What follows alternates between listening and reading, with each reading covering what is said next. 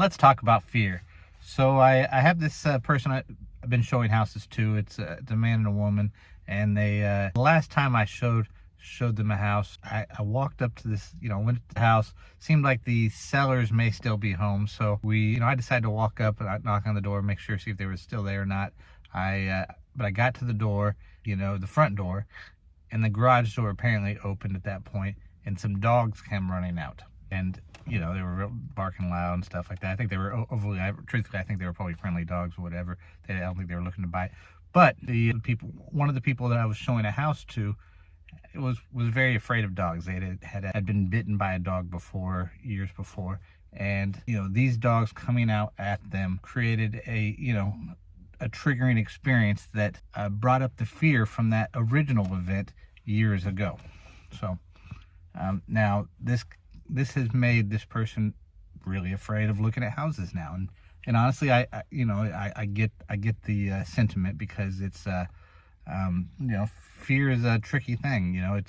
It's not, we have a word for it, but then the emotions of it is very real. The experience she had before was traumatic, and then feeling those same emotions is a very real thing.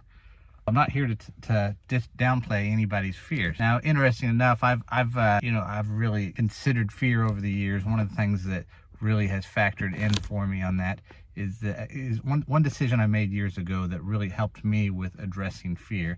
And I figured I'd talk about this for a minute. Is, first of all, I made a decision that at that time that I would things that scared me, I would directly address.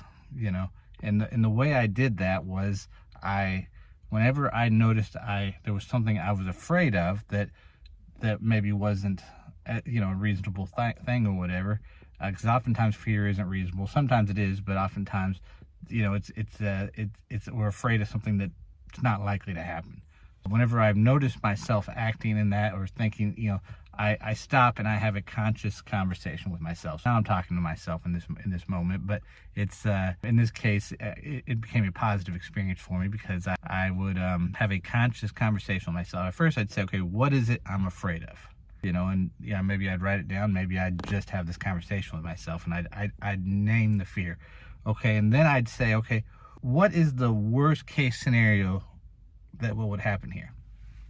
And then I'd sit there and talk to myself, okay, the worst thing that could happen is this. Now, then I'd ask myself, what is the likelihood that would happen? I'd have a conversation with that. And then I'd say, what is most likely going to happen if I do this? And oftentimes, what's most likely going to happen is not the thing that I'm truly afraid is going to happen. Now, after I've had this whole conversation with myself, I've now learned I've now translated this fear into something that is more able to, that I'm more able to handle. And then I've discovered during this process that oftentimes facing that fear at that moment is a much easier thing to do. That's my kind of how I've handled fear in the past. What are ways that you have handled fear in the past? I'd love to hear about that in the comments section. If this is something that a topic that you enjoyed listening to or whatever, hey, like the video, follow me for more content like this, and leave me a comment. Thanks. Talk to y'all later.